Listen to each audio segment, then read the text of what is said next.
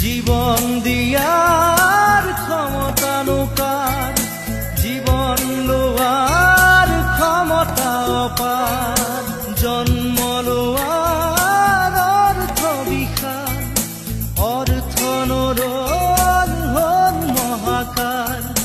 শিশুৰ মুখৰ হাঁহি কেতিয়াকে ঘূৰি আহি, শিশুৰ মুখৰ হাঁহি কেতিয়াকে ঘূৰি আহি, আদৰিব নৱ প্ৰভাত শান্তি।